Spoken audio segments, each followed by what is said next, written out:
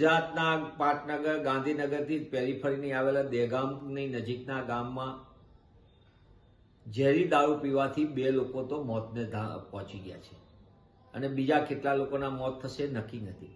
સરકાર અસામાજિક તત્વોને આવા દારૂના વેપલાઓની છૂટછાટ આપી હોય અને નશાબંધીનો કાયદો કાગળ ઉપર હોય તેવું વારંવારની ઘટના ઉપરથી બને છે.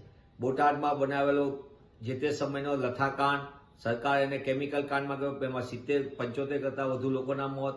2009માં અમદાવાદમાં 140થી વધુના લઠ્ઠાકાંડમાં મોત અને એના પછી અનેક વખત ઝેરી દારૂ, કેમિકલ કાંડ, એવા જુદા જુદા નામે જે રીતે દારૂના કારણે લોકોના મોત થઈ રહ્યા છે, છતાં સરકાર કુંભકર્ણની નિંદ્રામાં છે.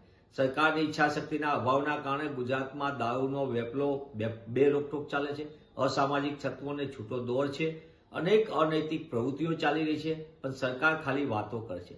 ગૃહ વિભાગ ભ્રષ્ટાચારનું એપી સેન્ટર અવ્વલ નંબર ઉપર, અને જે રીતે તંત્ર જાણતા છતાં પગલાં નથી ભરાતા એવું ખુદ ત્યાંના સ્થાનિક સરપંચે કીધું કે આજુબાજુના બધા ગામોમાં આ રીતે ઝેરી દારૂના વેપલાઓ મોટા પાયે ચાલી રહ્યો છે.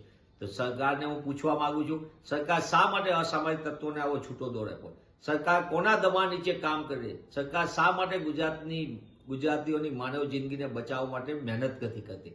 તેવા સંજોગોમાં સરકાર આવા અસામાજિક તત્વો ઉપર રોક લગાવે, ઝેરી દારૂના વેપલા ઉપર રોક લગાવે અને માનવ જિંદગીને બચાવવા માટે કામ કરે, તો જ ગુજરાત પ્રગતિશીલ ને ગતિશીલ બનશે.